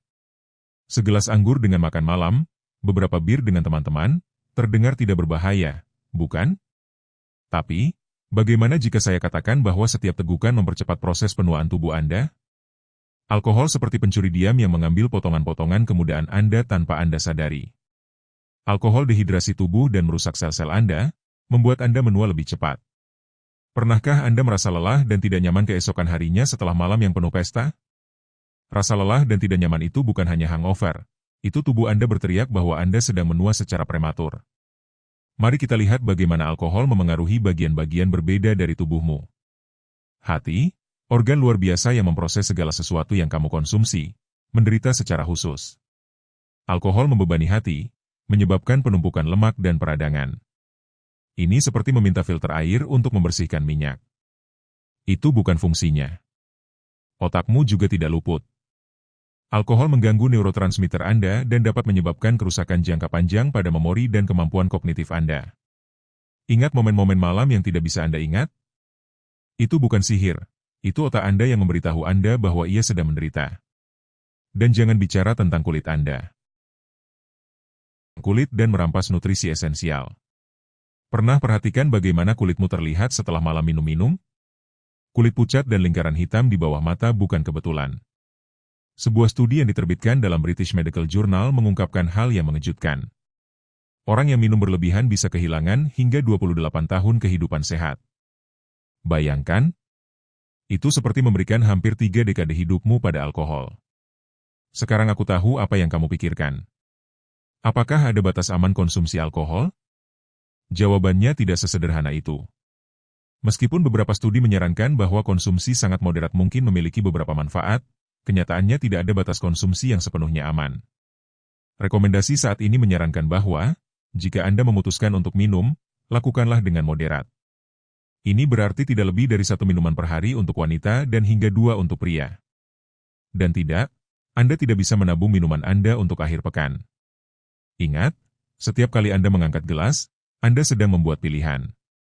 Apakah momen kenikmatan itu sepadan dengan kesehatan dan masa muda Anda dalam jangka panjang? Saat Anda akan mengangkat gelas, pikirkan apakah Anda benar-benar ingin mengangkatnya untuk masa muda yang hilang. Namun, hati-hati, bahkan jika Anda tidak menyentuh setetes alkohol pun, ada kebiasaan umum lain yang mungkin membuat Anda menua tanpa disadari, kurangnya interaksi sosial. Di era digital ini, di mana interaksi tatap muka semakin jarang, isolasi sosial telah menjadi epidemi yang diam-diam. Kita menghabiskan berjam-jam menggulir ponsel, merasa terhubung, tetapi kenyataannya kita belum pernah sebegitu sendirian. Dan isolasi ini memiliki harga. Ia mempercepat penuaan kita. Kesepian kronis tidak hanya membuatmu merasa sedih secara emosional, tetapi secara harfiah membuat otakmu menua dan melemahkan sistem kekebalan tubuhmu. Bayangkan otakmu sebagai otot, tanpa latihan interaksi sosial, ia mulai melemah. Koneksi saraf melemah dan kemampuan kognitifmu menurun. Ini seperti otak Anda berkarat karena kurang digunakan. Sebuah studi menarik yang diterbitkan dalam Journal of Health and Social Behavior mengungkapkan bahwa orang dengan hubungan sosial yang kuat hidup rata-rata 7-5 tahun lebih lama daripada mereka yang terisolasi. Anda menyadarinya. Teman-temanmu bisa jadi sumber awet mudamu. Sekarang pasti kamu bertanya-tanya, berapa banyak interaksi sosial yang aku butuhkan untuk tetap muda? Jawabannya bukan angka ajaib, tapi para ahli menyarankan bahwa memiliki setidaknya 3 interaksi sosial yang berarti setiap hari bisa melakukan keajaiban bagi kesehatan mental dan fisikmu. Saya akan berbagi cerita pribadi. Beberapa bulan lalu, saya memutuskan untuk menantang diri sendiri. Saya mulai berbicara setiap hari dengan beberapa orang asing. Ya, seperti yang kamu dengar. Awalnya terasa canggung. Saya secara alami introvert dan ide memulai percakapan dengan orang asing membuat saya gugup. Seiring waktu, saya mulai merasa lebih percaya diri. Saya berubah dari pemalu dan introvert menjadi seseorang yang orang lain gambarkan sebagai ekstrovert. Jika kamu masih muda, saya sarankan untuk pergi ke pesta, bar, atau klub, bukan untuk minum atau merokok, tapi untuk bertemu orang baru. Jika kamu lebih tua, carilah aktivitas di komunitasmu. Bergabunglah dengan klub baca atau kelas tentang sesuatu yang selalu ingin kamu pelajari. Yang penting adalah memaksa dirimu untuk berinteraksi. Dan ini tips yang mengubah hidupku. Mulailah memberikan pujian tulus kepada orang lain, bahkan kepada orang asing. Beberapa hari yang lalu, aku melihat seseorang mengendarai motor yang sangat keren. Saya mendekat dan berkata, "Motor yang bagus sekali. Model apa itu?" Pertanyaan sederhana itu berubah menjadi percakapan 5 menit. Saya telah bertemu orang-orang luar biasa dengan cara ini, dan beberapa di antaranya menjadi teman baik. Ingat, setiap interaksi adalah kesempatan untuk melatih otak Anda, memperkuat sistem kekebalan tubuh, dan ya, tetap muda. Jadi, lain kali kamu merasa tergoda untuk tinggal di rumah dan scrolling di ponselmu, pikirkan 2 kali. Sumber awet mudamu mungkin sedang menunggumu dalam sebuah percakapan. Tapi hati-hati, bahkan saat dikelilingi orang, ada kebiasaan diam-diam lain yang bisa membuat kita menua lebih cepat dari yang kita kira. Hidup tanpa tujuan. Bayangkan sejenak bahwa hidupmu adalah sebuah perjalanan besar. Sekarang tanyakan pada diri sendiri, apakah kamu benar-benar tahu kemana kamu pergi atau hanya membiarkan arus membawa kamu? Hidup tanpa tujuan seperti berlayar tanpa arah di lautan tak berujung. Mungkin terasa menarik di awal, tapi seiring waktu, hal itu akan mengikis kamu lebih cepat dari yang kamu kira. Seperti setiap hari adalah pertempuran kecil melawan diri sendiri, tanpa tahu mengapa atau untuk apa kamu berjuang. Filsuf Friedrich Nietzsche pernah berkata, siapa yang memiliki alasan untuk hidup dapat menahan hampir segala cara, dan dia benar. Ketika kamu memiliki tujuan yang jelas, setiap rintangan menjadi tantangan yang menarik, setiap kegagalan menjadi pelajaran berharga. Tapi tanpa alasan itu, bahkan hambatan terkecil pun bisa terasa seperti gunung yang tak bisa didaki. Pernahkah kamu bertanya-tanya mengapa beberapa orang tampak menua lebih lambat? Itu bukan sihir atau genetika, melainkan tujuan. Sebuah studi yang dilakukan oleh peneliti dari Universitas Rush di Chicago menemukan bahwa orang-orang dengan rasa tujuan yang kuat dalam hidup memiliki 30% lebih kecil kemungkinan untuk meninggal selama periode pemantauan 8 tahun. Tapi jangan khawatir jika kamu belum menemukan tujuan besarmu. Ini bukan tentang memiliki misi besar yang mengubah dunia. Terkadang tujuan bisa sesederhana menjadi orang tua terbaik yang bisa Anda jadi, belajar sesuatu yang baru setiap hari, atau sekadar membuat seseorang tersenyum. Psikolog Viktor Frankl, seorang penyintas Holocaust, menulis dalam bukunya Man's Search for Meaning. Hidup bukanlah terutama tentang pencarian kesenangan, seperti yang diyakini Freud, atau pencarian kekuasaan, seperti yang diajarkan Alfred Adler, melainkan tentang pencarian makna. Dan makna itu, tujuan itu, adalah sekutu terbaikmu melawan penuaan dini. Jadi, saya mengusulkan sebuah latihan kecil. Malam ini sebelum tidur, tanyakan pada dirimu, apa yang membuatku bersemangat? Apa yang membuatku merasa hidup? Jangan cari jawaban yang besar. Terkadang tujuan tersembunyi dalam hal-hal sederhana. Ingat, hidup dengan tujuan bukan berarti memiliki segalanya teratur. Memiliki kompas di tengah badai. Mungkin kamu tidak tahu persis kemana akan pergi, tapi setidaknya kamu tahu arah yang kamu tuju. Dan siapa tahu, mungkin kamu akan menemukan bahwa tujuanmu hanyalah hidup setiap hari sepenuhnya, menghargai setiap momen, dan terus berkembang. Lagi pula, seperti yang dikatakan penyair Robert Frost, jalan terbaik untuk keluar adalah selalu melalui. Kebiasaan nomor 11. Mengabaikan pemeriksaan kesehatan. Mengabaikan pemeriksaan kesehatan sama seperti mengemudi mobil tanpa perawatan. Awalnya semuanya tampak baik-baik saja, tapi tiba-tiba, bam! Kamu terjebak di tengah jalan dengan mesin yang mengeluarkan asap. Tubuhmu tidak jauh berbeda. Masalah kecil yang kamu abaikan hari ini bisa menjadi masalah besar besok. Tapi ingat, ini bukan tentang hidup di ruang dokter. Kunci utamanya adalah keseimbangan. Hippocrates, bapak kedokteran, pernah berkata, makananmu adalah obatmu, dan obatmu adalah makananmu. Dan dia benar. Sebelum berlari ke apotek, tanyakan pada diri sendiri, apakah saya merawat tubuh saya dengan baik? Sebuah studi terbaru dari Universitas Harvard mengungkapkan bahwa orang yang melakukan pemeriksaan rutin hidup, rata-rata, 2-5 tahun lebih lama daripada mereka yang mengabaikannya. Bayangkan, Anda bisa mendapatkan tahun-tahun tambahan hanya dengan menghabiskan beberapa jam setahun untuk kesehatan Anda. Namun, Ini bukan tentang mengonsumsi obat-obatan seperti permen. Selalu usahakan untuk menangani kesehatan Anda secara alami terlebih dahulu. Sakit kepala?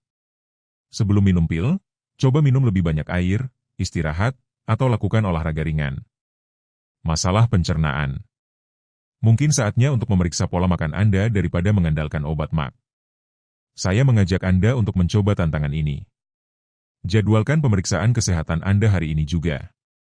Dan sambil menunggu janji temu, buatlah daftar keluhan kecil yang selama ini Anda abaikan. Mungkin Anda akan menemukan bahwa beberapa di antaranya memiliki solusi yang lebih sederhana dari yang Anda kira. Ingat, tubuh Anda adalah kendaraan yang akan membawa Anda sepanjang sisa hidup Anda. Perlakukanlah seperti Anda memperlakukan mobil mewah, dengan hati-hati, perhatian, dan perawatan rutin. Dengan begitu, Anda tidak hanya akan mencapai tujuan lebih jauh, tetapi juga menikmati perjalanan dengan lebih baik. Mari kita beralih ke kebiasaan nomor 12, paparan berlebihan terhadap layar. Cahaya biru yang dipancarkan oleh perangkat elektronik kita tidak hanya mengganggu tidur, tetapi juga dapat mempercepat penuaan kulit dan mata. Ingat saat kita membicarakan gaya hidup sedentari? Nah, paparan berlebihan terhadap layar adalah seperti sepupunya yang jahat. Tidak hanya membuat kita diam, tetapi juga membombardir kita dengan cahaya yang tubuh kita tidak dirancang untuk diproses dalam jumlah besar. Namun, masalahnya tidak hanya fisik. Pernahkah kamu merasa bagaimana rasanya setelah berjam-jam scrolling di ponselmu? Perasaan kosong dan cemas itu bukan kebetulan. Kita menghabiskan lebih banyak waktu melihat kehidupan orang lain daripada membangun kehidupan kita sendiri. Seolah-olah kita hidup di dunia paralel, yang mencuri waktu dan energi kita dari dunia nyata. Kita mencuri waktu, bagaimana dengan menggunakan ponsel sebelum tidur? Lihat terakhir ke media sosial bisa membuatmu kehilangan jam tidur yang berkualitas.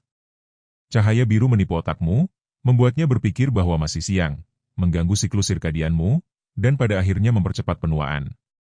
Tapi ada hal yang lebih mengkhawatirkan. Anak-anak. Semakin banyak anak-anak kecil yang terpaku pada layar. Saya pernah melihat anak berusia 2 tahun melihat ponsel ibunya atau ayahnya di restoran. Seberapa jauh kita telah pergi? Saya mendapatkan ponsel pertama saya pada usia 11 tahun, dan jujur saja, sekarang saya berharap tidak mendapatkannya hingga usia 15 tahun. Saya merindukan sore-sore ketika saya dan teman-teman saya keluar bermain sepak bola atau petak umpet. Sekarang semua anak-anak sibuk dengan ponsel mereka, dan itu adalah kesalahan kita, masyarakat yang telah kita ciptakan. Kita mencuri masa kecil mereka, momen-momen bermain dan penemuan yang krusial bagi perkembangan mereka. Apa yang bisa kita lakukan? Mulailah dengan membaca buku yang bagus, keluar untuk berjalan-jalan, atau menelepon teman. Kehidupan di balik layar adalah fiksi, tapi waktu yang kita buang sangat nyata. Coba tinggalkan media sosial selama sehari dan perhatikan bagaimana perasaanmu. Kamu mungkin akan merasakan perbedaan dalam suasana hati dan energimu. Ingat, setiap menit yang kamu habiskan di depan layar adalah menit yang tidak kamu nikmati sepenuhnya. Itu adalah menit yang bisa kamu gunakan untuk menciptakan kenangan, bergerak, atau terhubung dengan orang lain secara nyata. Jadi, kali berikutnya kamu merasa tergoda untuk tenggelam dalam dunia digital, tanyakan pada diri sendiri. Apakah aku sedang membangun hidupku atau hanya menonton hidup orang lain? Dan kita sampai pada kebiasaan terakhir, dan bagi saya ini yang paling penting. Ini adalah sesuatu yang sering kita abaikan, tetapi memiliki dampak besar pada kesehatan dan kebahagiaan kita. Pikirkan kali terakhir Anda tertawa sampai perut Anda sakit. Berapa lama waktu yang telah berlalu? Jika Anda tidak bisa mengingatnya, mungkin Anda menua lebih cepat dari yang Anda kira. Kekurangan tawa dan kesenangan bukan hanya masalah suasana hati, tetapi juga kebiasaan yang mempercepat penuaan dengan cara yang tidak kamu bayangkan. Terkadang kita marah dan berteriak, berhenti melihat keindahan hidup, tetapi tahukah kamu? Sikap itu mencuri tahun-tahun dari hidup kita. Lihatlah, beberapa bulan terakhir ini sulit bagi saya. Tahun ini secara umum adalah tahun terbaik saya dalam hal pertumbuhan pribadi dan pencapaian, tetapi juga yang paling sulit. Saya telah mengalami banyak hal baru, dan itu membawa banyak masalah yang harus diselesaikan, terkadang tanpa tahu cara melakukannya. Dan jika ada satu hal yang membantu saya melewati masa-masa sulit ini, itu adalah berada bersama teman, keluarga, dan orang-orang terkasih. Ketika kamu bersama mereka, kamu melihat segala sesuatu dari sudut pandang yang berbeda.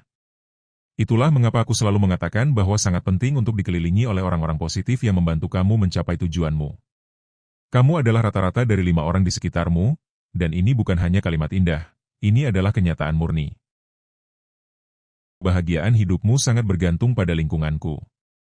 Terlalu banyak, menurutku. Itulah mengapa sangat penting untuk mengelilingi dirimu dengan orang-orang yang berharga dan melepaskan mereka yang tidak memberikan kontribusi atau tidak menghargai dirimu sebagaimana mestinya. Lingkaran sosial Anda tidak hanya mempengaruhi suasana hati Anda, tetapi juga kesehatan dan umur panjang Anda. Studi telah menunjukkan bahwa tertawa secara teratur dapat memperkuat sistem kekebalan tubuh, mengurangi stres, dan meningkatkan kesehatan kardiovaskular. Ini seperti olahraga untuk tubuh dan pikiran, tetapi jauh lebih menyenangkan. Saat tertawa, kamu melepaskan endorfin, hormon kebahagiaan, yang tidak hanya membuatmu merasa baik, tetapi juga memiliki efek anti penuaan. Jadi, bagaimana kita bisa menambahkan lebih banyak tawa dan kesenangan dalam hidup kita? Mulailah dengan secara aktif mencari momen-momen kebahagiaan. Tonton komedi yang selalu membuatmu tertawa. Habiskan waktu dengan teman-teman yang membuatmu merasa baik, atau coba sesuatu yang baru dan menarik. Kesenangan tidak harus rumit. Terkadang, momen-momen sederhana adalah yang paling membuat kita tertawa.